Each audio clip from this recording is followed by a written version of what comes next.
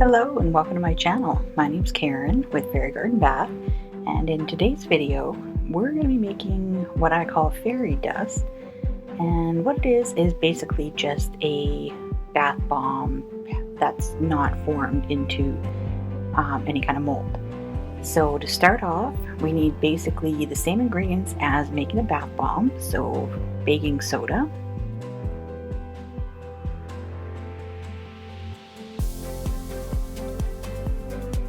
and I'm going to be adding some color to this batch. So I'm using a blue water-soluble dye, and I have about 5 ml of water and 2 little scoops of dye.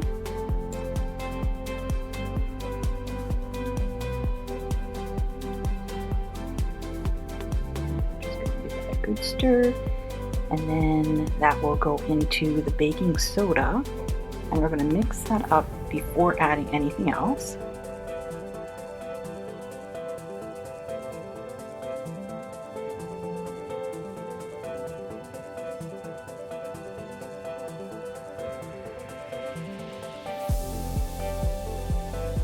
And you want to give it a really good mix. Make sure that all the dye gets incorporated into the baking soda really well.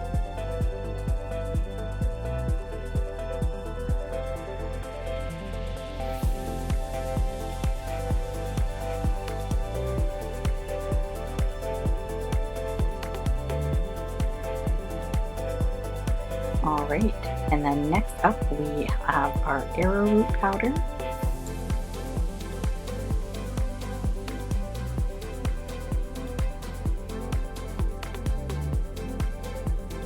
And after Arrowroot Powder, I put in some coconut milk powder.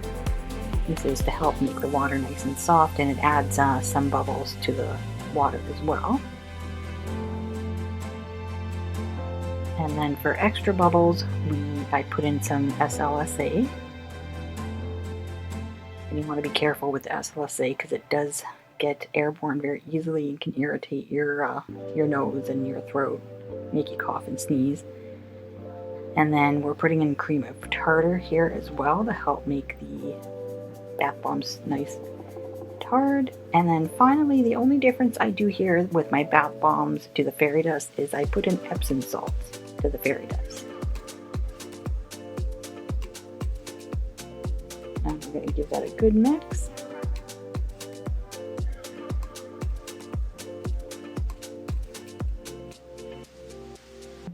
And then we're going to put in our liquid ingredients. So I'm putting in some water,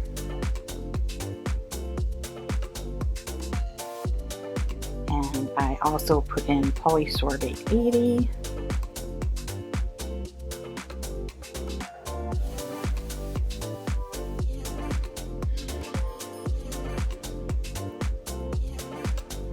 And then the fragrance oil, or essential oil, or whatever fragrance you're using.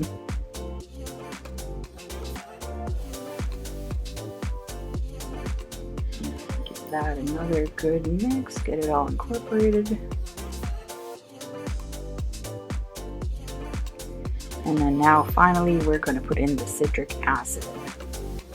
And you always want to do this last just to avoid activating the citric acid in baking soda, because if you add the citric acid in at the same time as everything, when you add the liquid ingredients, it's going to cause a reaction and start to bubble. And this way it avoids that.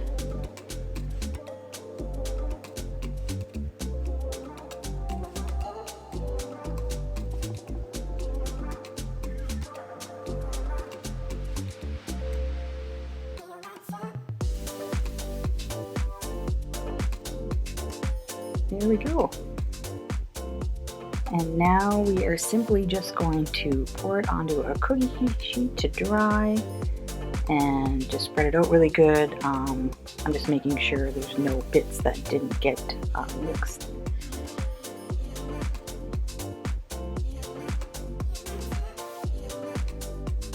And there we go. That's pretty much it. So this recipe is really easy. Like I said, it's basically making a bath bomb recipe. The only difference is I put Epsom salt. This is the next day. I let it sit overnight to dry, and it's very, very hard now. So you can see here, it's not a crumble yet, and what I found I have to do is break off some chunks, and then I use a food processor to blend it really good, and this way it turns into a really nice fine powder, and it stays a powder, and that way when it's packaged up it doesn't clump all together again. Because if you pour it right in the cups before letting it dry overnight, basically you're just going to have a big hard clump of bath bomb mix, and it won't be nice and fluffy.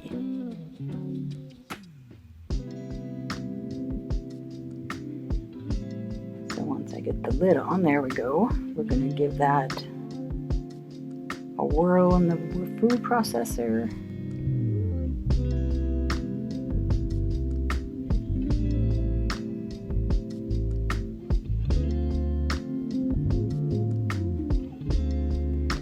And you might find there are some clumps that don't want to blend up, so I just take them out, blend the powder some more to make sure it gets nice and fluffy and separated. And then you can just take those bits and put them back in after and re-blend them.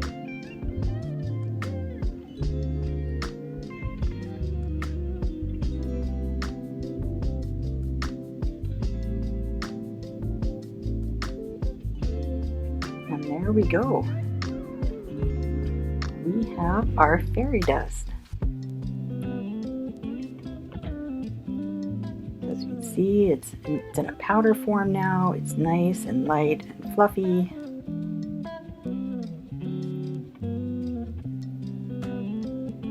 And I'm out of jars at the moment, so I'm just using this bag. I'm just going to store it in the bag temporarily until I get some cups to put it in. Yeah, you can see it's very much a powder form now. And that is it for fairy dust. So I hope you liked the video. If you did, please give me a like and subscribe. And we will see you in the next one.